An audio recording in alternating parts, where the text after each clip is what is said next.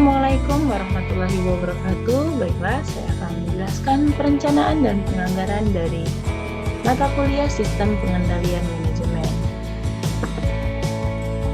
Sebelumnya, perkenalkan, nama saya Yana Stiavania dari Program Studi Akuntansi Fakultas Ekonomi dan Bisnis Universitas Muhammadiyah Bengkulu. Sistem perencanaan dan penganggaran adalah elemen penting dari sistem pengendalian hasil keuangan. Output dari sistem perencanaan dan penganggaran ini adalah rencana etalis yang mana menjelaskan kemana arah tujuan organisasi. Yang kedua, bagaimana cara untuk mencapai strategi, dan yang terakhir yaitu hasil apa yang harusnya diharapkan atau sering disebut dengan target kinerja. Sebelumnya saya akan menjelaskan apa sih itu perencanaan.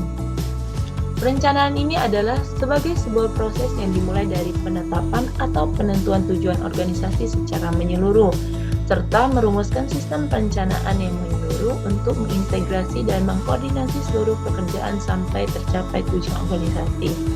Atau dengan kata lain bisa kita simpulkan bahwa perencanaan adalah proses untuk menentukan tujuan organisasi dan rancangan yang tepat untuk meraih tujuan tersebut. Dan penganggaran itu sendiri adalah suatu rencana yang disusun secara sistematis yang meliputi seluruh kegiatan perusahaan, dinyatakan dalam bentuk unit atau satuan moneter, dan berlaku untuk jangka waktu periode tertentu yang akan datang. Itu adalah sedikit penjelasan dari perencanaan dan penganggaran. Selanjutnya yaitu tujuan perencanaan dan anggaran. Ada 4 tujuan. Yang pertama, perencanaan. Dalam melakukan perencanaan ini, pengambil keputusan harus dilakukan di awal. Keputusan mengenai strategi, susunan kepegawaian, dan taktik operasional dapat disesuaikan berdasarkan prediksi hasil sebelum organisasi mengalami masalah besar. Selanjutnya, koordinasi. Dalam proses perencanaan penganggaran ini, kita mendorong untuk pembagian informasi pada seluruh organisasi. Proses ini melibatkan komunikasi top-down dan tujuan dan prioritas organisasi, sama halnya dengan mengkomunikasikan bottom-up mengenai kesempatan, kebutuhan sumber daya, kendala, dan risiko. Selanjutnya yaitu memfasilitasi pengawasan manajemen puncak. Dalam pengawasan ini terjadi dalam bentuk kajian pratindak atau sebuah tipe dari pengendalian tindakan sebagai rencana yang telah dinilai, didiskusikan, dan diterima pada saat tingkat keberhasilan lebih tinggi dalam organisasi sebelum tindakan diambil. Dan yang terakhir yaitu motivasi. Rencana dan anggaran ini menjadi target yang mempengaruhi motivasi manajer karena target dihubungkan dengan evaluasi kinerja dan berhubungan dengan berbagai imbalan organisasi. Organisasi biasanya mendorong nilai motivasi dari berbagai hubungan imbalan sebagai bentuk penilaian hasil yang diperoleh, yang dapat mempengaruhi karyawan, sementara semua target kinerja dapat memberikan manfaat. Selanjutnya yaitu siklus perencanaan. Ada 3. Yang pertama, perencanaan strategis. Yang kedua, penganggaran modal atau pemrograman. Dan yang terakhir yaitu penganggaran atau operasional. Yang pertama, perencanaan strategis. Perencanaan strategis ini mencakup proses yang relatif luas mengenai misi, tujuan, dan arti dari misi dan tujuan terbaik organisasi yang dapat dicapai. Biasanya ini, rencana strategis melibatkan pengembangan yang pertama, visi atau misi dan tujuan organisasi secara menyeluruh sebagai satu kesatuan. Yang kedua, pemahaman mengenai posisi yang dimiliki organisasi sekarang, kekuatan, kelemahannya, kesempatan, dan risikonya. Dan terakhir, strategi dari masing-masing aktivitas atau bisnis utama organisasi yang diputuskan untuk dikejar. Selanjutnya yaitu penganggaran modal atau pemrograman, yang mana melibatkan identifikasi dari program tindakan khusus atau proyek yang diimplementasikan atau investasi yang akan dilakukan untuk beberapa tahun ke depan, biasanya dari 1 sampai 3 atau 5 tahun, dan spesifikasi dari masing-masing sumber daya yang akan digunakan. Penganggaran modal ini juga seringkali melibatkan beberapa orang yang berpengalaman yang berhubungan dengan analisis investasi, peramalan, dan keuangan. Biasanya juga penganggaran modal membutuhkan perencanaan detail yang substansif bila dibandingkan dengan rencana strategis. Biasanya, proses penganggaran modal ini dimulai dengan diskusi antara seluruh manajer dan bawahannya mengenai program yang dibutuhkan dalam waktu dekat. Sebagai bagian dari proses itu, manajer harus meninjau kembali program yang sedang berjalan untuk menilai apakah mereka memenuhi tujuan yang diharapkan dan apakah mereka seharusnya memodifikasi atau menghentikannya. Dan yang terakhir yaitu penganggaran operasional. Setiap penganggaran operasional atau tahunan ini berbentuk untuk jangka pendek, melibatkan persiapan rancangan keuangan jangka pendek sebuah anggaran biasanya untuk tahun fiskal berikutnya. Anggaran sesuai dengan struktur pertanggungjawaban organisasi dan memberikan pendapat, biaya, aset, dan liabilitas secara detail dalam line item yang sesuai.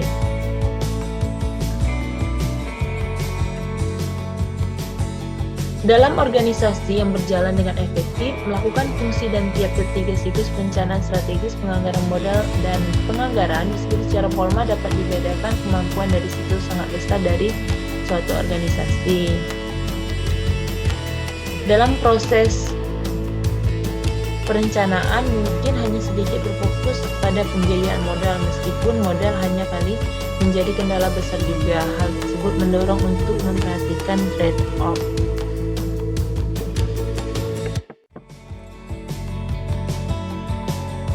Penganggaran ini terdapat beberapa jenis anggaran operasional. Yang pertama, anggaran penjualan. Yang kedua, anggaran produksi. Yang ketiga, anggaran biaya bahan baku. Yang keempat, anggaran biaya tenaga kerja.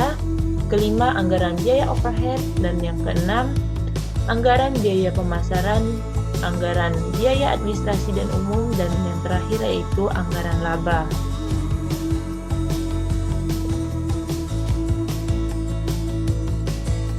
Selanjutnya yaitu penentuan target. Dalam melakukan target, manajer memilih untuk memberikan perhatian langsung pada aktivitas yang berhubungan dengan tujuan.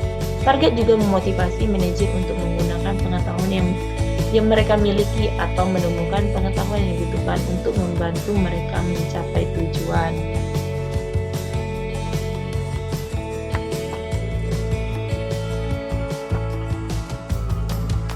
Ada berbagai tipe target kinerja keuangan. Yang pertama, target berbasis model, historis, dan negosiasi.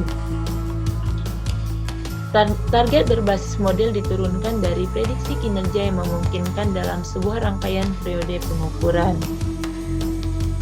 Ketika target berbasis model ini digunakan dalam bagian di mana aktivitas dapat diprogram, ada yang langsung dan ada yang relatif stabil. Hubungan kausal bersifat deterministik antara input dan output. Mereka disebut sebagai target yang direkayasa.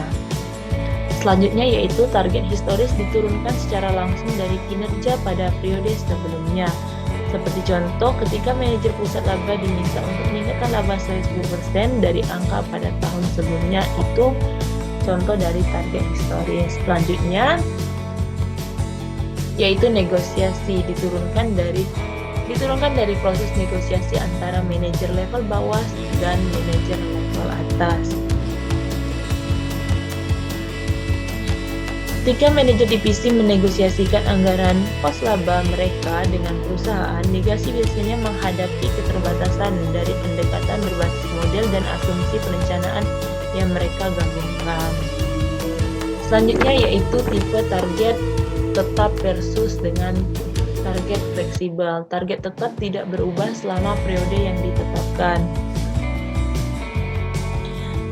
Sedangkan target fleksibel berubah sesuai dengan kondisi yang dihadapi selama periode waktu tertentu. Target juga dapat dibuat fleksibel yang dinyatakan dalam istilah kinerja relatif, yaitu berhubungan dengan kinerja pihak lain yang memiliki kesamaan atau paling tidak kondisinya sama. Itu yang dimaksud dengan target fleksibel. Selanjutnya yaitu target internal versus target eksternal, yang mana target internal ini hampir semua proses perencanaan dan penganggaran ini melibatkan pendekatan penetapan target yang berfokus secara internal, yang mana manajer memperhatikan apa yang mungkin dalam organisasi dan fokus pada periode ke periode perbaikan terus-menerus. Selanjutnya target eksternal, yang mana dalam proses perencanaan dan penganggaran ini juga dapat melibatkan pendekatan penentuan target berfokus secara eksternal, yang mana kasus ini terjadi ketika organisasi menggunakan evaluasi dan acuan kinerja relatif untuk kinerja dan praktik mereka dengan perusahaan lain.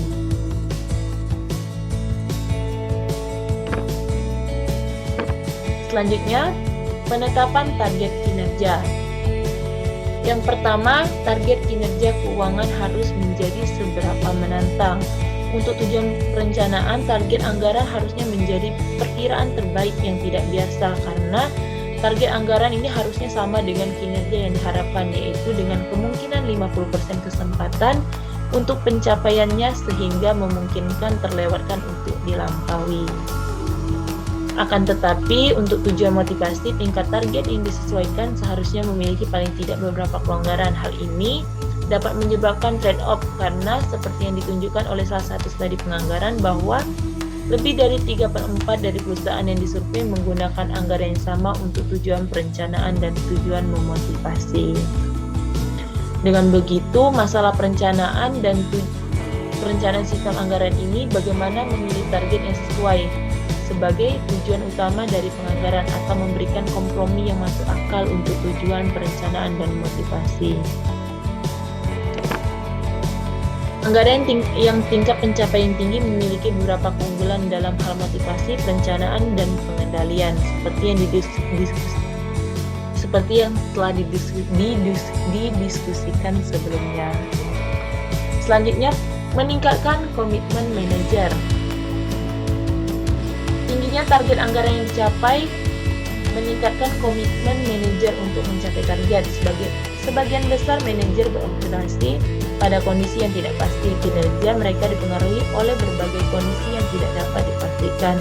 Tingginya pencapaian target melindungi manajer untuk memerhatikan tingkat pengaruh yang tidak menyenangkan, keadaan yang tidak terjaga, dan mengenakkan beberapa dari mereka jika ada untuk mensosialisasikan kegagalan mereka dalam mencapai target. Selanjutnya yaitu perlindungan terhadap proyeksi yang meyakinkan. Tingginya target anggaran yang dapat dicapai melindungi organisasi terhadap biaya dan proyeksi pendapatan yang meyakinkan. Tahap pertama dan penganggaran biasanya adalah persiapan perkiraan penjualan. Tingkat produksi kemudian diarahkan pada perkiraan tingkat penjualan. Jika anggaran memiliki proyeksi pendapatan yang meyakinkan, manajer akan dipaksa untuk mendapatkan sumber daya dalam antisipasi tingkat pendapatan atau aktivitas yang mungkin tidak akan terjadi pada masa yang akan datang. Selanjutnya yaitu pencapaian tertinggi manajer. Dalam pikiran sebagian besar manajer, pencapaian anggaran menjelaskan garis hubungan antara keberhasilan dan kegagalan. Target anggaran tinggi yang tercapai memotivasi atau bahkan membuat manajer merasa seperti pemenang. Manajer yang mencapai anggaran mereka akan diberi paket imbalan atau bonus, kewenangan, dan kemungkinan promosi yang lebih tinggi, dan kepercayaan diri mereka akan meningkat. Selanjutnya yaitu pengurangan biaya intervensi. Target anggaran yang dapat dicapai mengurangi biaya yang dibutuhkan untuk intervensi dan hierarki yang lebih tinggi dalam organisasi.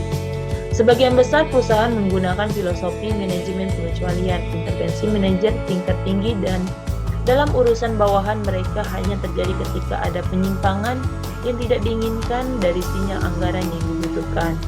Ketika 80-90% dari manajer mencapai target anggaran mereka, perhatian manajer puncak relatif diarahkan pada beberapa situasi ketika masalah di bidang operasi kemungkinan besar akan terjadi dan menimbulkan sesuatu yang tidak diinginkan. Selanjutnya, mengurangi game playing. Target anggaran yang dapat dicapai juga mengurangi risiko game playing.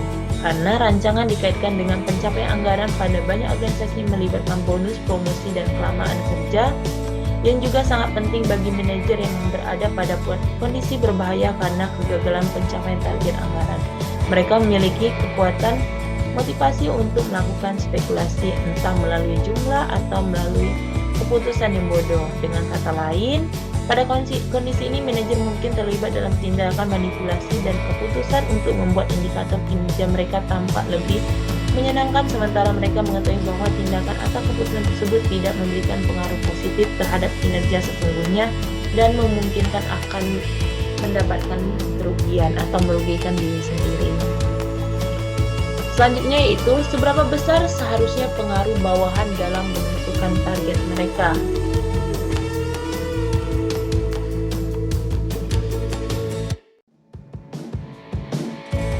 Beberapa organisasi bersandar pada proses penentuan target setting bottom up. Pada level manajer memperbolehkan karyawan untuk berpartisipasi dan memiliki pengaruh pada proses penentuan target kinerja mereka dapat memberikan beberapa manfaat. Yang pertama, dapat meningkatkan komitmen manajer pada pencapaian target. Yang kedua, berbagai informasi penentuan target pada sebagian besar perusahaan melibatkan proses pembagian informasi mengenai kemungkinan bisnis setempat, tujuan perusahaan, dan sumber daya. Yang ketiga, kognitif, memperbolehkan partisipasi dalam penentuan target, memberikan manfaat dan penjelasan terhadap yang diharapkan, dan mendorong manajer untuk berpikir mengenai bagaimana cara terbaik untuk mencapai target.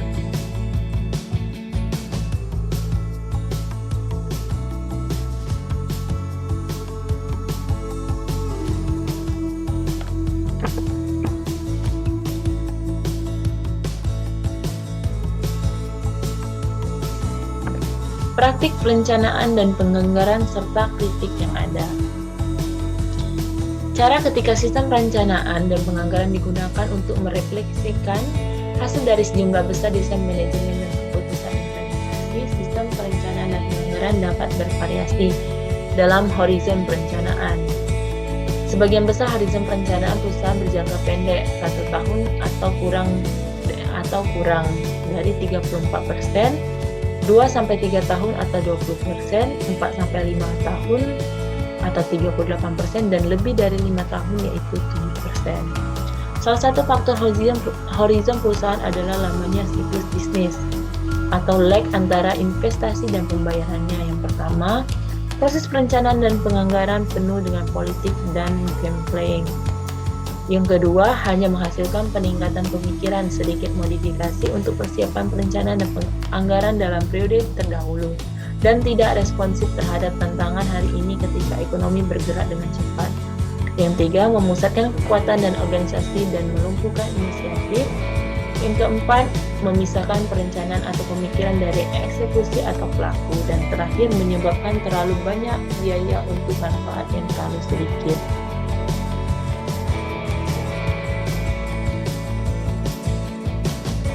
Proses sistem pengendalian manajemen ini terbagi menjadi yang pertama perencanaan strategis, yang kedua penyusunan anggaran, yang ketiga pelaksanaan, yang keempat evaluasi kinerja. Baiklah, saya akan menyimpulkan dari sedikit penjelasan hari ini. Yang pertama yaitu sistem perencanaan dan penganggaran adalah elemen penting lainnya dari sistem pengendalian hasil keuangan.